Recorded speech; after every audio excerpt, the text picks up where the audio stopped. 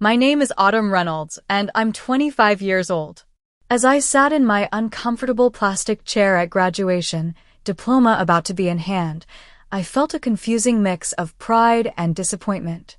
For years of working multiple jobs while studying had led to this moment. Meanwhile, my younger sister Madison had everything handed to her on a silver platter. Our parents funded her entire education while I struggled alone.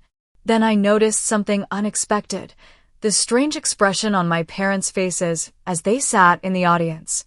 Little did I know, the next announcement would change everything. Before I tell you how my graduation day turned everything around, let me know where you're watching from, and don't forget to subscribe if you want more stories about family dynamics and unexpected victories. I grew up in a comfortable middle-class neighborhood in Hartford, Connecticut.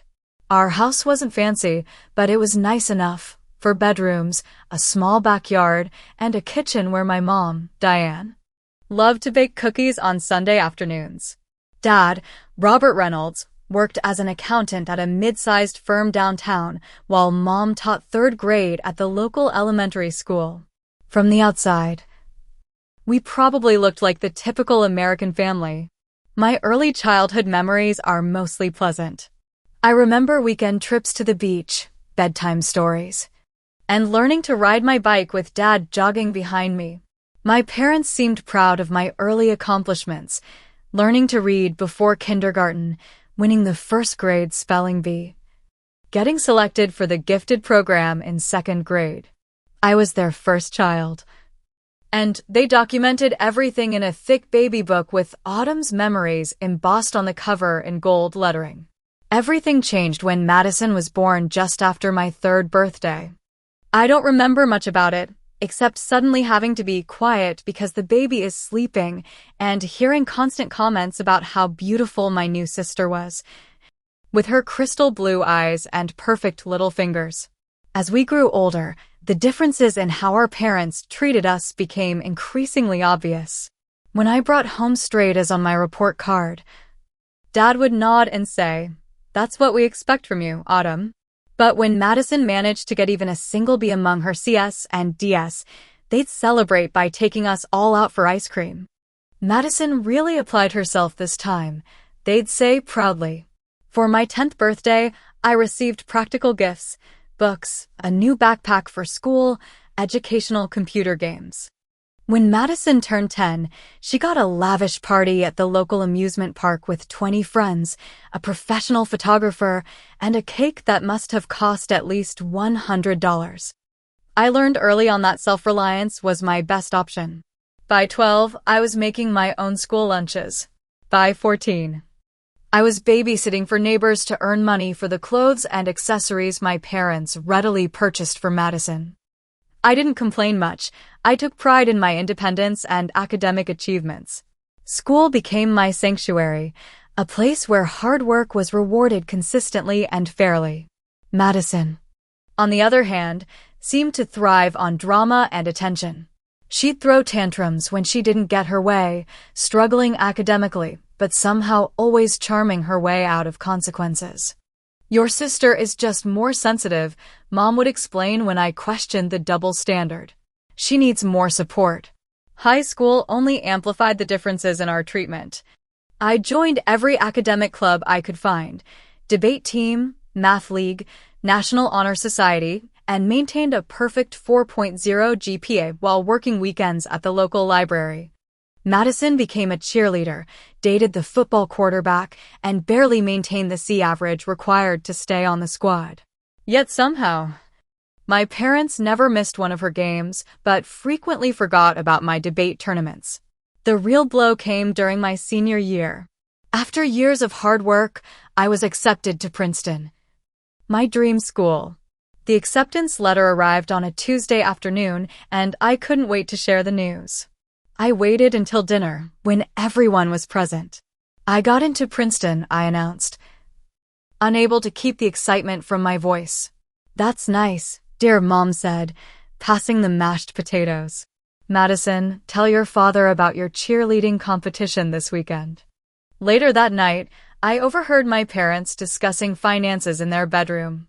"We just can't afford Princeton," Dad was saying. "Not with what we need to save for Madison's college fund." "Autumn will understand," Mom replied. "She's always been the responsible one. She can go to state with a scholarship and be just fine." I stood in the hallway, tears streaming down my face.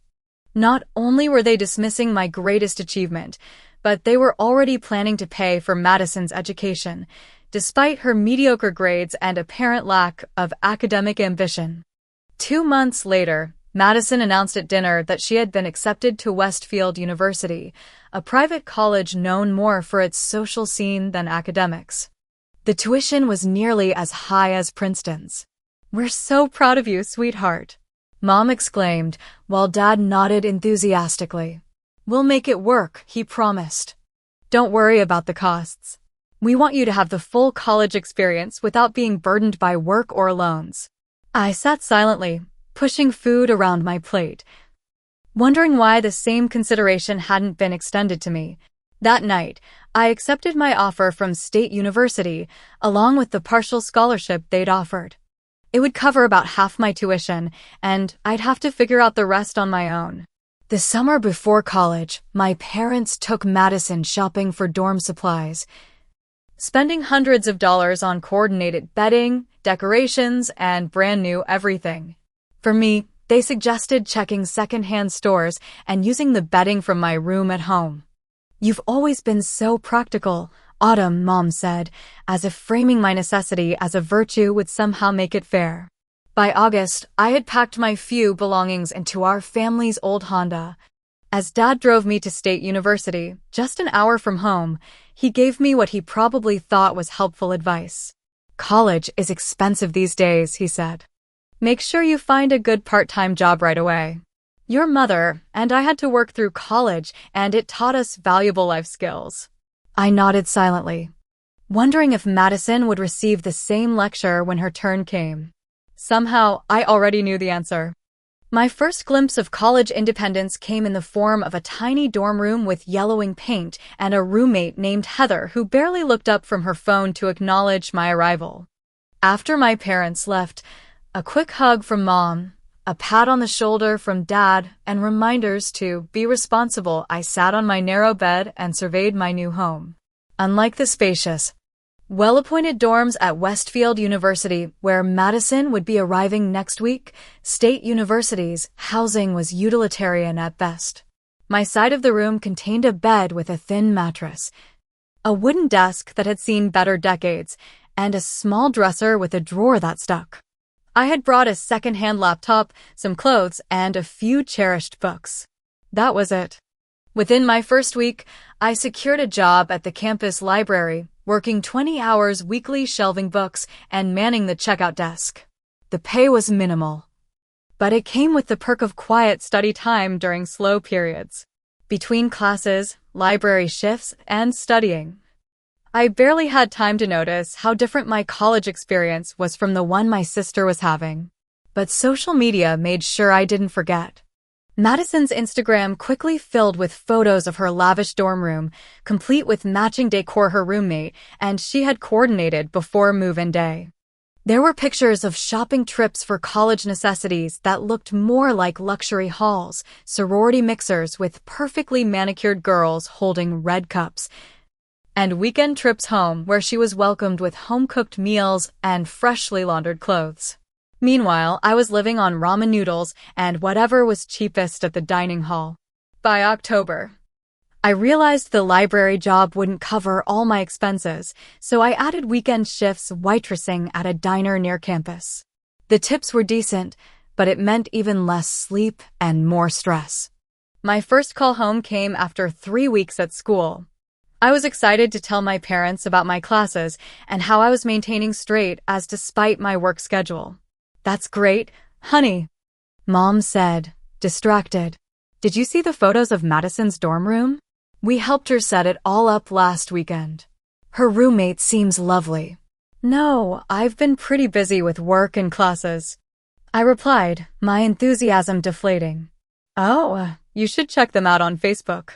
And guess what? Your father and I are going to visit her this weekend for Parents' Weekend. They have a whole schedule of activities planned. That sounds nice, I said, not mentioning that State's Parents' Weekend was the same date. I had assumed they wouldn't be attending either event, given their usual lack of interest in my activities. Finding out they had chosen Madison's over mine stung more than I wanted to admit. By midterms, I was exhausted but proud of my academic performance. I had maintained a 3.9 GPA while working nearly 30 hours a week between my two jobs. I called home to share the news. That's wonderful, Autumn, Dad said. Always knew you could handle college. Listen, can I call you back? We're about to take Madison shopping for a new laptop. Hers is already acting up. And she needs something reliable for her studies. I thought about my own laptop, a refurbished model I had saved for months to buy, and how I carefully backed up all my work to the cloud because I couldn't afford to lose any assignments if it crashed. Sure, no problem, I replied, swallowing my disappointment. Winter break my freshman year brought new challenges. While Madison flew home, a ticket purchased by our parents, I took a series of buses. Arriving exhausted after nearly 8 hours of travel for what should have been a 1-hour trip. At home, Madison dominated every conversation with stories of her amazing college experience, the parties, the friends, the professors who totally loved her despite her mediocre grades. When I mentioned my own accomplishments, making the dean's list, being invited to join the honors program, my parents nodded politely before returning to Madison's latest drama about sorority politics. The pattern continued when we returned to school. My parents sent Madison care packages filled with homemade cookies, gift cards, and notes of encouragement. I received occasional texts asking if I was still doing okay with money, but no offers of assistance. By spring semester, I had added a third job tutoring other students in mathematics. The pay was better than my other positions, and it allowed me to build relationships with professors in the math department who recognized my talent for explaining complex concepts. One evening, after a particularly long day of classes, work, and studying, I collapsed onto my bed and called Heather, who had surprisingly become a good friend despite our different backgrounds. She came from a wealthy family who paid for everything, but unlike Madison, she recognized her privilege and never flaunted it. I don't think I can do this for 4 years, I confessed, my voice breaking. I'm so tired all the time, and I still barely make enough to cover expenses. Meanwhile, Madison posts about the spring break trip to Cancun my parents are funding for her. Your parents' behavior is seriously messed up, Heather replied bluntly. You know that, right? This isn't normal. Parents aren't supposed to play favorites this blatantly. Maybe they're right, though, I whispered. Maybe Madison does need more support than I do. She's always struggled with school, and I've always found it easy. That's bullshit, Heather said. Supporting both your children doesn't mean giving everything to one and nothing to the other. They could help you both, just in different ways. Her words stayed with me. A small validation that what I was experiencing wasn't fair or normal. By the end of freshman year, I was seriously considering dropping out. Not because I couldn't handle the academics, I was excelling despite everything, but because the financial and emotional strain was becoming unbearable. As sophomore year approached, I looked at my bank account and calculated how much more debt I would need to take on. The numbers were daunting. Meanwhile, Madison had failed 2 classes and was on academic probation. Yet our parents never questioned continuing to fund her education. In fact, they bought her a new wardrobe to boost her confidence for the upcoming semester. I packed my meager belongings into a storage unit for the summer, wondering if I would return to retrieve them in the fall. The summer between freshman and sophomore year brought unexpected news. I had qualified for a small merit scholarship based on my first-year performance. It wasn't much, about $2,500 per semester, but it was enough to convince me to continue my education. I spent the summer working 2 jobs, saving every penny for the upcoming school year. When I returned to campus that fall, I had a new roommate situation. Heather had invited me to share an off-campus apartment with her and another student. The rent was more than I wanted to pay, but still cheaper than the dorms. And it meant access to a kitchen where I could cook inexpensive meals instead of relying on the costly meal plan. That semester, I met Professor Catherine Wilson in my advanced statistical analysis class. Unlike most professors who barely notice the quiet, hardworking student in the back row, she took an interest in my work and my circumstances. "You have a remarkable mind for complex systems," she told me after class one day. "Are you considering graduate school?" I laughed bitterly. "I can barely afford to finish my bachelor's degree, Professor Wilson. Graduate school seems like an impossible dream." She frowned, studying me carefully. "There are ways to make it happen: fellowships, assistantships. Someone with your abilities shouldn't be limited by finances. Come to my office hours next week. Let's talk about your future." That conversation was the first time an adult had taken my academic potential seriously since high school. It lit a spark of hope that had been steadily dimming during my first year of college. Meanwhile, Madison was struggling through her sophomore year at Westfield. She had switched majors twice already, from business to communications to psychology, extending her time in school and increasing the cost of her education. Yet our parents never questioned these decisions or suggested she might contribute financially to her constantly changing educational path. During a rare phone call home, Dad casually mentioned, "Madison's taking a semester abroad in Barcelona next spring. The program is quite expensive, but these cultural experiences are so valuable for her development." I bit my tongue to keep from asking why my development didn't warrant similar investment. Instead, I shared my news about the scholarship and meeting Professor Wilson. "That's nice, dear," Mom responded vaguely.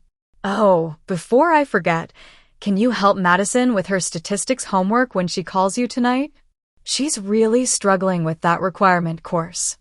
The pattern was so predictable it would have been funny if it weren't my actual life. Madison needed help, so my accomplishments were sidelined to focus on her needs. I agreed to tutor her, as I always did, wondering if my parents realized the irony of the situation. The daughter they wouldn't support academically was supporting the one they did. Christmas break my junior year marked a new low in our family's unequal treatment. I arrived home after another marathon bus journey to find Madison already there, proudly showing off her brand new car, a graduation gift from our parents, given a year and a half early because she needed reliable transportation. "Isn't it beautiful?" Mom gushed as Madison twirled the keys around her finger. "Your father and I thought it would be safer than her taking the bus." I stood silently, thinking about the 3-hour bus ride I had just endured and the return journey I would make in 2 weeks. The unfairness was so blatant it left me speechless. Later that evening, Dad cornered me in the kitchen. "Now, I know what you're thinking," he began awkwardly. "But Madison needs more support with practical things. You've always been so self-sufficient." "Because I've had to be," I replied quietly, the hurt evident in my voice despite my attempt to hide it. He patted my shoulder uncomfortably. "You'll think of someday. These struggles are building your character."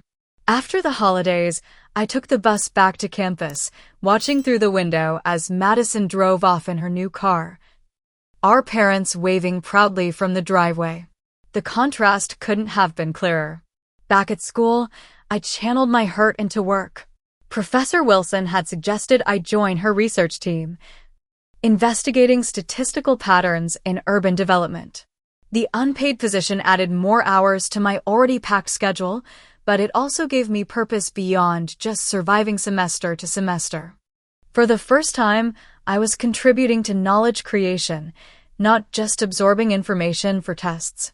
Late one night, as I was running data analyses in the empty computer lab, my phone rang. It was Madison.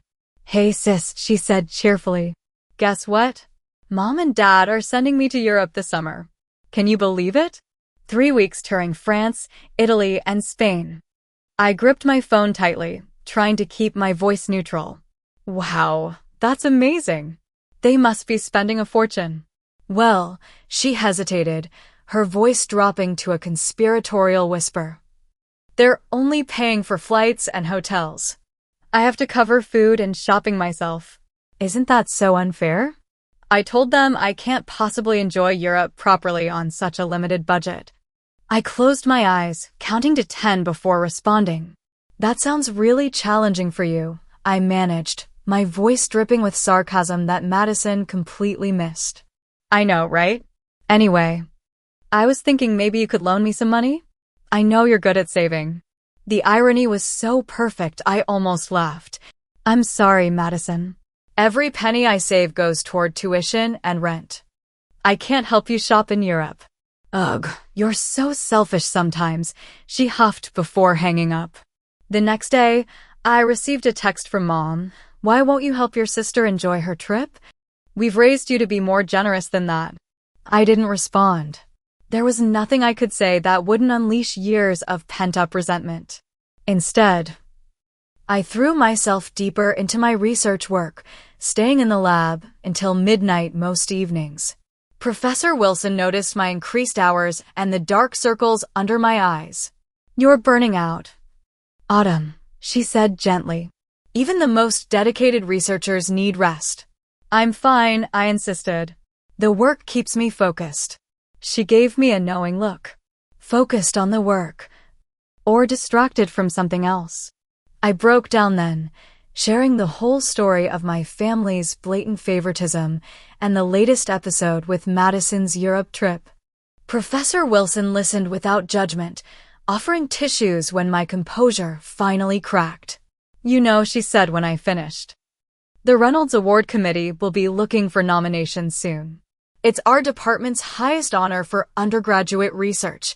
The financial prize is substantial, $10,000. I wiped my eyes. $10,000 would cover my final year's tuition. Exactly, she smiled. And based on the work you're doing, you'd be a strong contender. Let's focus on making your research project award-worthy. For the first time in years, I felt someone was actually investing in my potential, not just using my capabilities to support someone else. It gave me a renewed sense of purpose as junior year drew to a close. Senior year began with mixed emotions. I was proud to have made it this far despite the odds, but the weight of student loans loomed over my future. According to my calculations, I would graduate with nearly $60,000 in debt, a daunting figure that would take years to repay on an entry-level salary. Meanwhile, Madison had finally settled on a business major after 4 previous attempts. Our parents threw her a celebration dinner during the first week of classes, complete with a custom cake that read Future Business Executive in elaborate frosting. We always knew you'd find your path, Mom beamed, raising her glass in a toast. Your father and I couldn't be prouder. I sat quietly at the end of the table, picking at my slice of cake and thinking about my 3 job interviews scheduled for the coming week. No one had ever thrown me a party for choosing my major or sticking with it. My academic decisions, like everything else in my life, were mine alone to make and manage. Back at school, my research project under Professor Wilson's guidance was progressing remarkably well. We were developing a new statistical model for predicting urban growth patterns that had potential real-world applications for city planning departments.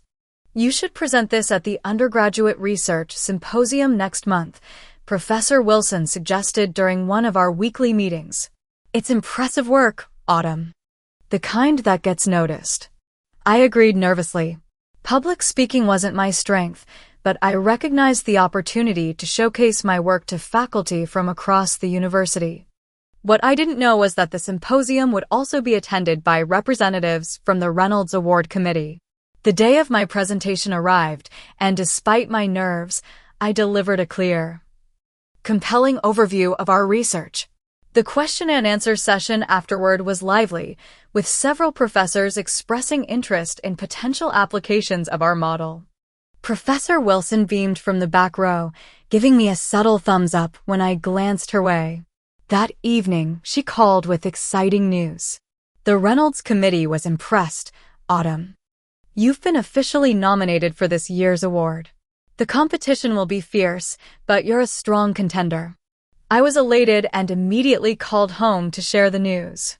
Dad answered, sounding distracted. That's nice, honey, he said after I explained the significance of the nomination. Listen, we can't talk right now. We're at Madison's sorority parents' weekend. There's a formal dinner tonight where they're recognizing legacy families. Oh, I said, my excitement deflating.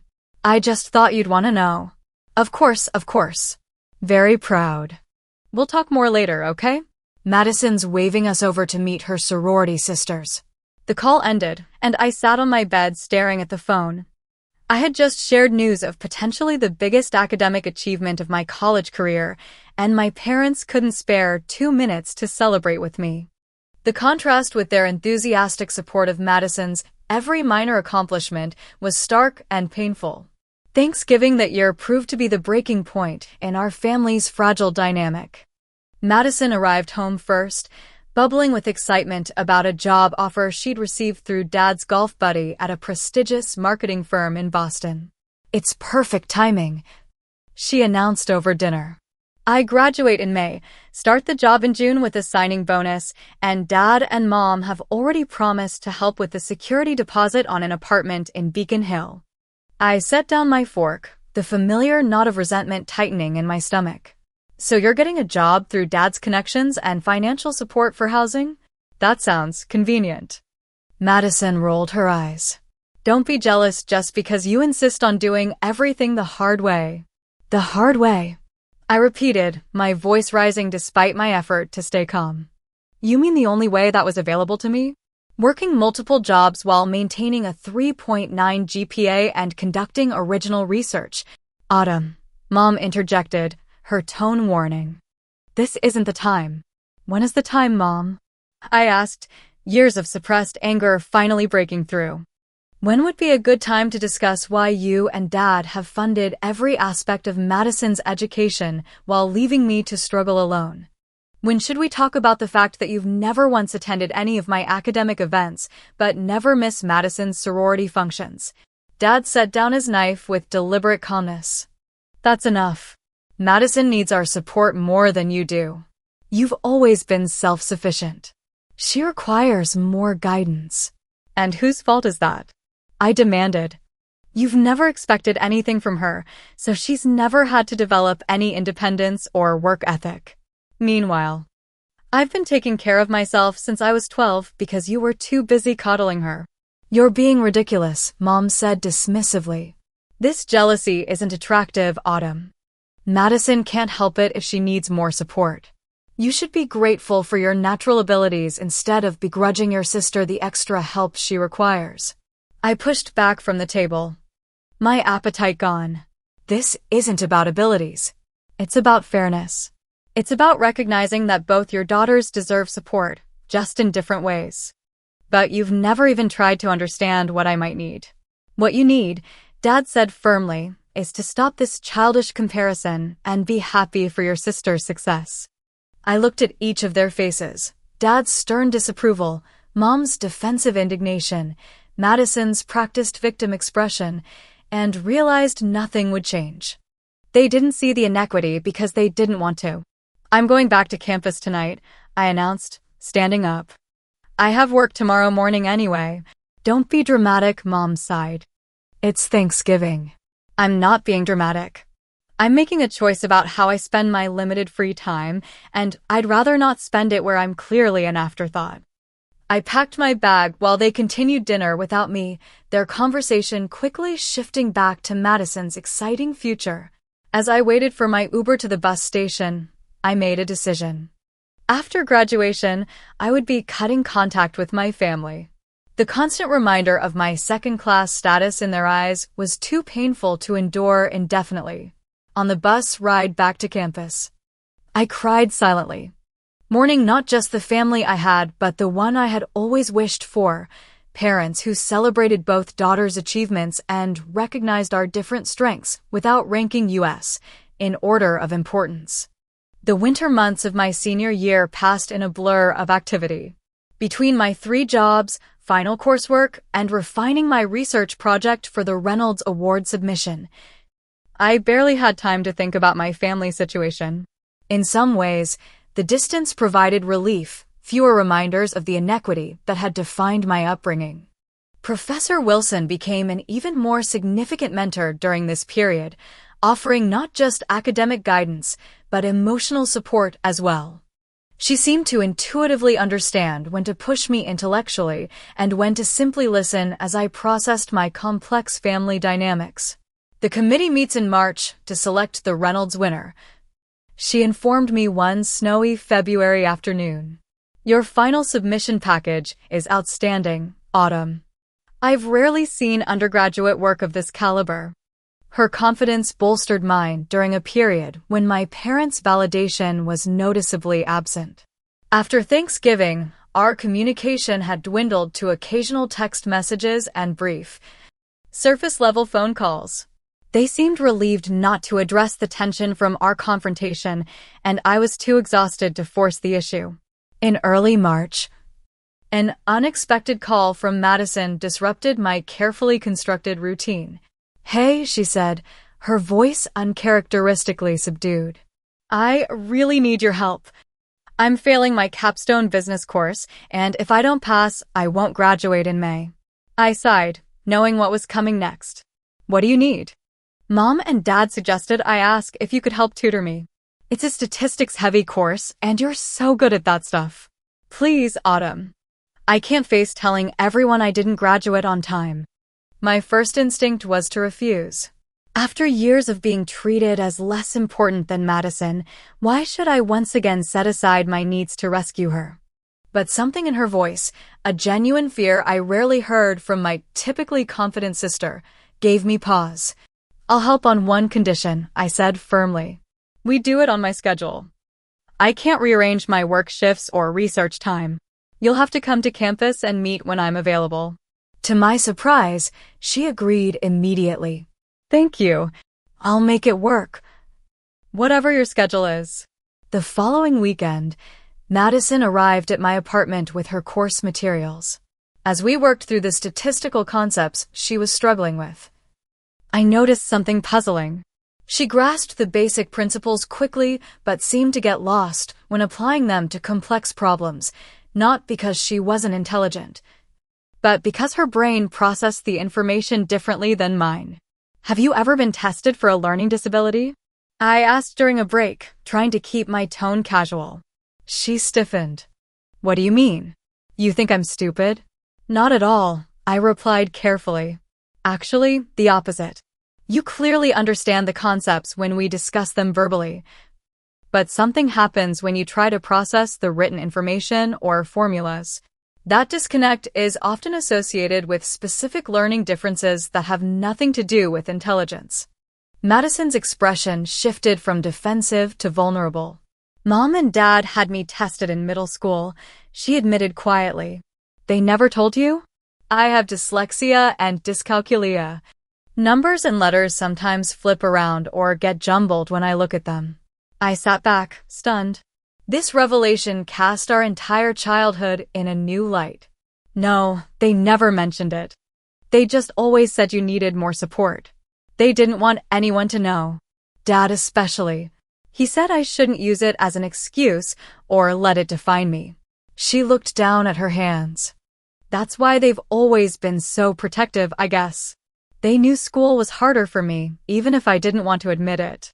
For the first time, I felt a glimmer of understanding about my parents' behavior.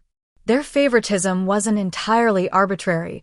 They had been trying, albeit misguidedly, to compensate for Madison's learning challenges. What they had failed to recognize was how their single-minded focus on supporting Madison had left me feeling abandoned and unvalued. "They still should have told me," I said after a moment. "And they still should have supported both of us, just in different ways." Madison nodded slowly. "Yeah, you're right. I never realized how much they left you to fend for yourself. I guess I was too caught up in my own stuff." That conversation marked a subtle shift in my relationship with Madison.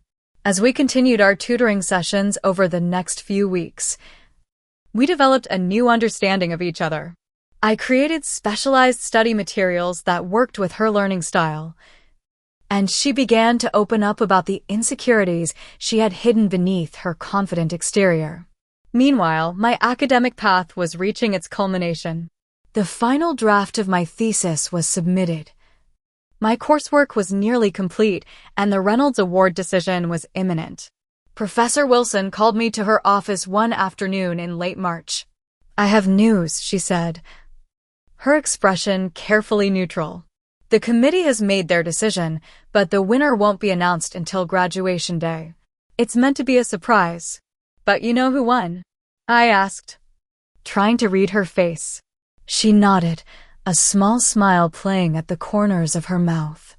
"I'm not supposed to say anything, but I will tell you this. Don't make any other plans for graduation day. And make sure your family attends."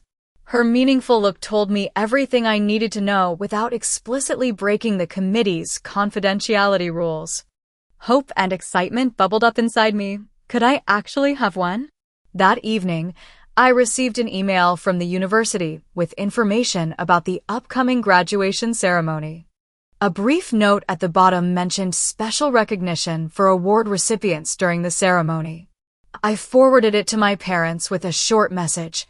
"I'd really appreciate if you could attend my graduation. It's important to me." Dad's response came an hour later. "We'll be there." Madison's ceremony is the following weekend, so no conflict. The acknowledgement was minimal, but at least they had committed to attending. Whether they would actually recognize the significance of the day remained to be seen. As April turned to May, my focus narrowed to completing final exams and preparing for the transition to post-college life. I had applied for several entry-level positions in data analysis and received 2 promising offers, both in cities far from my hometown. The distance appealed to me, offering a fresh start away from the shadow of my family dynamics. The night before graduation, I sat in my apartment surrounded by the few possessions I had accumulated during college. For years of hard work, sacrifice, and self-reliance had led to this moment. Regardless of whether I won the Reynolds Award, I had accomplished something significant entirely on my own terms. That knowledge gave me a quiet confidence as I prepared to close this chapter of my life and begin the next. The morning of graduation dawned bright and clear, a perfect May day with blue skies and a gentle breeze. I woke early, too nervous to sleep, and stood at my apartment window watching the campus come alive with excited graduates and their families. Heather knocked on my bedroom door, already dressed in her graduation attire. "Need help with your hair?" she offered, holding up a curling iron and pins. Over the years, she had become more than just a roommate. She was the supportive sister I had always wished for. "That would be great," I replied, grateful for her presence on this significant day. As she worked on my hair, Heather presented me with a small box wrapped in silver paper. "A graduation gift," she explained. "Open it now, before all the chaos begins." Inside was a delicate silver bracelet with a small pendant shaped like a book. Engraved on the back were the words, "Your story is just beginning." "Heather, it's beautiful," I whispered, blinking back tears. "You've worked harder than anyone I know to reach this day," she said, fastening the bracelet around my wrist. "I wanted you to have something special to commemorate it." We finished getting ready, donned our graduation gowns and caps, and prepared to leave for the ceremony. I had told my parents to meet me directly at the auditorium, unsure if they would actually arrive early enough to see me beforehand. As we walked toward campus, I mentally rehearsed what I would say if I won the Reynolds Award. The prize would completely transform my financial situation, eliminating a significant portion of my student debt and giving me freedom to choose my next steps based on opportunity rather than necessity. The auditorium was already filling with excited families when we arrived. I scanned the crowd, looking for my parents and Madison, but couldn't spot them in the sea of faces. A text from Mom confirmed they were running late, but would definitely make it before the ceremony began. I joined the other graduates in our designated area, exchanging nervous smiles and congratulations with classmates I had come to know over the years.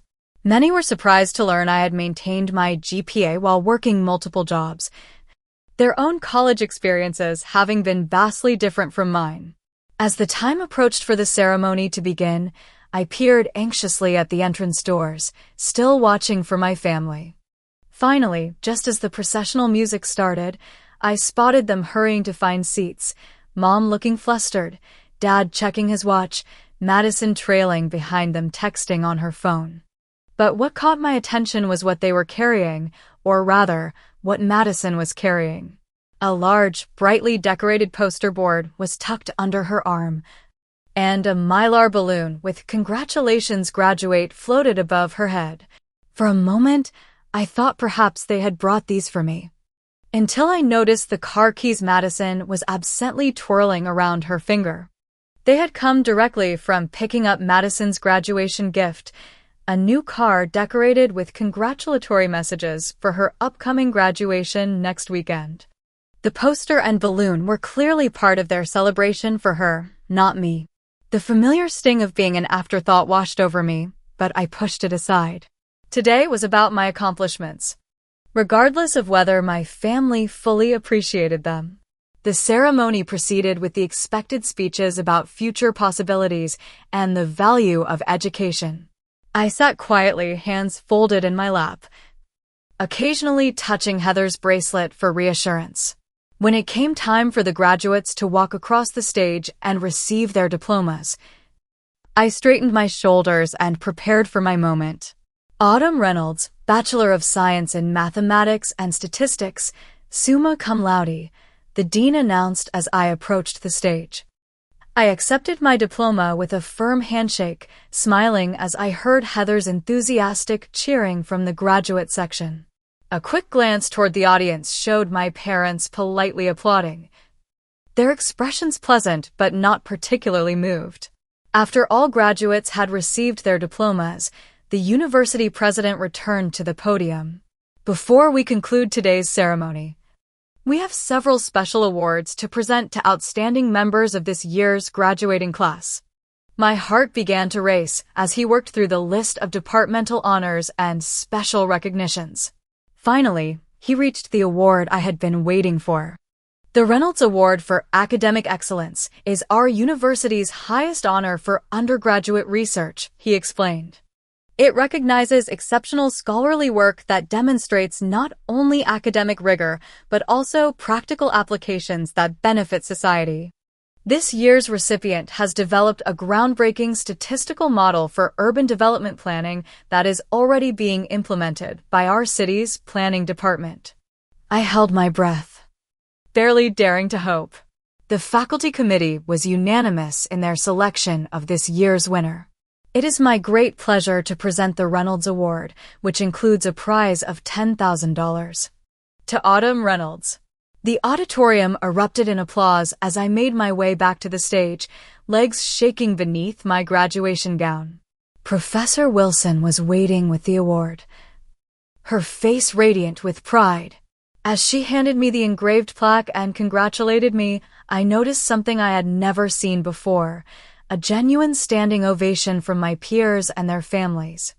At the podium, I took a deep breath and began the speech I had rehearsed. Thank you for this tremendous honor, I began, my voice steadier than I expected. This research project represents countless hours of work, not just by me, but by everyone who supported and believed in me along the way. I spoke briefly about the research itself, acknowledging Professor Wilson's mentorship and guidance. Then I addressed the personal journey that had brought me to this moment.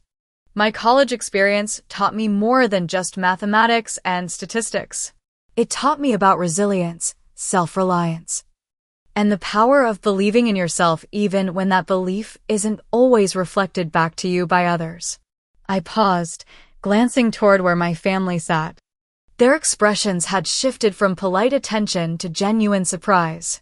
Madison's mouth hung slightly open while my parents exchanged confused glances. I want to especially thank Professor Catherine Wilson, who saw potential in me that I sometimes doubted myself. Her belief in my abilities gave me the confidence to pursue this research and to imagine a future limited only by my ambition, not by my circumstances. I deliberately avoided the customary thanks to family.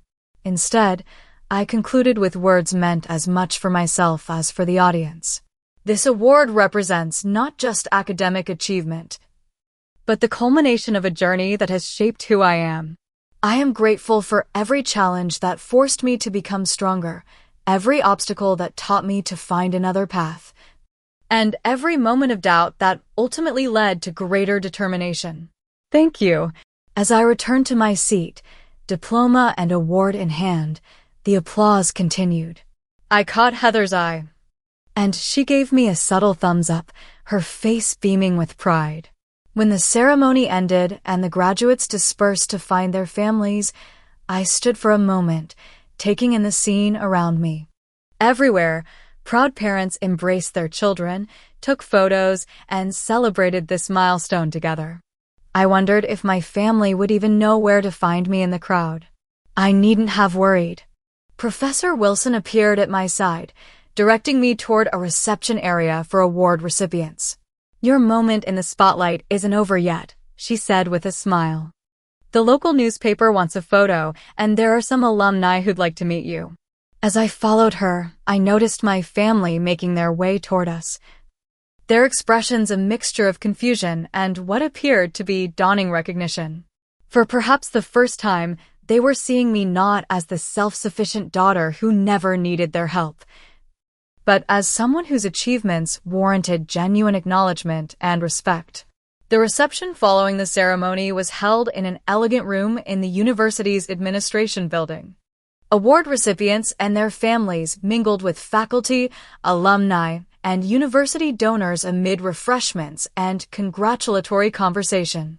I stood awkwardly with my family, the Reynolds Award plaque still clutched in my hands. Why didn't you tell us about this award? Mom asked, her voice carrying a hint of accusation beneath the question. I tried. I replied simply. Remember when I called about being nominated? You were at Madison's sorority event. Dad shifted uncomfortably, adjusting his tie. Well, this is quite an honor, Autumn. Very impressive. Madison, surprisingly, seemed genuinely proud. That standing ovation was amazing, she said. Everyone was cheering for you. My big sister, the genius. Before I could respond, we were approached by an older gentleman in an expensive suit.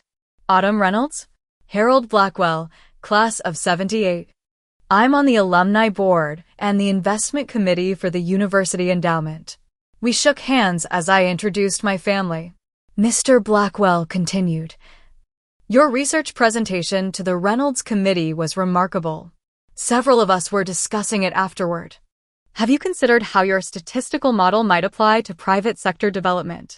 I've focused primarily on public planning applications, I answered. But the framework could certainly be adapted for commercial development analysis. That's exactly what I was thinking, he nodded approvingly. My firm, Blackwell Partners, has a data analytics division that works closely with commercial real estate developers. We're always looking for fresh perspectives and innovative methodologies. Would you be interested in discussing potential opportunities with us? I blinked in surprise. I would, yes. Very much so. Excellent. He handed me his business card. My assistant will contact you next week to set up a meeting. We're based in Chicago. Would relocation be an issue for you? Not at all, I replied, thinking of the freedom my award money would provide. I've been looking at opportunities in several cities. As Mr. Blackwell moved on to speak with other graduates, I noticed my parents exchanging meaningful glances. The realization that their daughter was being recruited by a prestigious firm seemed to be sinking in. Chicago, Mom said faintly. That's so far away. It's just a preliminary conversation, I replied, though we both knew distance from my family might be more feature than bug in my career considerations. The remainder of the reception passed in a blur of congratulations and introductions. Professor Wilson made sure I connected with several influential alumni and faculty members, building a network I hadn't realized was possible for someone of my background. By the time we left campus, the dynamics in my family had subtly shifted. As we walked to the restaurant where we had reservations for dinner, Dad awkwardly attempted to explain their perspective. "Your mother and I always knew you were capable," he began. "You never seemed to need our help the way Madison did." "Everyone needs support, Dad," I replied quietly, "just in different ways. I needed to know you valued my achievements and believed in my potential. I needed to not feel like I was always an afterthought compared to Madison." He nodded slowly, a flicker of genuine regret crossing his face. "I think we may have failed you there. We got so caught up in Madison's struggles that we took your capabilities for granted." It wasn't quite the apology I deserved, but it was perhaps as close as he could come to acknowledging their favoritism. Dinner was surprisingly pleasant, with Madison asking thoughtful questions about my research and future plans. My parents seemed to be seeing me through new eyes, not just as their self-sufficient older daughter, but as a successful young professional whose accomplishments warranted genuine respect. As we finished dessert, Mom reached into her purse and withdrew an envelope. "Your father and I want you to have this," she said, sliding it across the table. "Consider it a graduation gift." Inside was a check for $5,000, a substantial amount, though notably half of what the Reynolds Award had provided and likely far less than they had spent on Madison's education and new car. "Thank you," I said, genuinely touched despite the lingering inequity. "This will be helpful for moving costs if I take the Chicago position." "We're proud of you, Autumn," Mom said, her eyes sincere for perhaps the first time I could remember. "You've accomplished so much on your own." The irony of her statement wasn't lost on me, celebrating my self-sufficiency when it had been forced upon me rather than chosen. But I recognized the gesture for what it was. A belated acknowledgement of my worth in the family. 2 weeks later, after Madison's graduation ceremony, which I attended, genuinely happy for her accomplishment, I packed my belongings for the move to Chicago. Blackwell Partners had offered me a position as a junior data analyst with a surprisingly generous starting salary and relocation package. On moving day, I was surprised by an unexpected visit from my parents. They arrived early, Dad carrying a small box wrapped in silver paper. "A housewarming gift for your new place," Mom explained as I unwrapped it. Inside was a framed family photo from years ago, the 4 of us smiling at some long-forgotten vacation destination. "We want you to remember that you always have a family," Dad said awkwardly, "no matter how far away you move." I placed the photo on my empty bookshelf, a bittersweet reminder of a family that had often failed me but was perhaps trying, in their limited way, to do better. "Thank you," I said simply, as they helped me load the last of my boxes into my used car, purchased with part of my award money. Dad cleared his throat nervously. "I owe you an apology, Autumn," he said, the words clearly difficult for him. "We should have supported you more during college. Financially, yes, but also emotionally. We failed to recognize how our focus on Madison affected you." I leaned against my car, studying his face. "Why the change of heart? Seeing you accept that award, hearing about your job offer, it made me realize we've been looking at things all wrong. We thought we were doing right by both of you, giving Madison the support she needed for her learning challenges and letting you flourish independently. But we never asked what you needed or wanted. We just assumed." It wasn't a perfect apology, but it was sincere. And it acknowledged, finally, that their approach had been fundamentally flawed. "I appreciate that, Dad," I said. "I'm not sure where our relationship goes from here, but recognizing the problem is a start." The drive to Chicago gave me plenty of time to reflect on my family journey. The hurt of years of unequal treatment wouldn't disappear overnight, but I felt a newfound freedom, not just in my physical distance from my family, but in the emotional distance I had gained from their approval. My worth was no longer tied to their recognition of it. 6 months into my new job and life in Chicago, I received an unexpected call from Madison. "I need your advice," she admitted after our initial catching up. "I'm struggling at work. It turns out real jobs don't give you extensions when you miss deadlines, and no one cares if you're the boss's friend's daughter if you can't deliver results." I smiled to myself, hearing the genuine distress in her voice.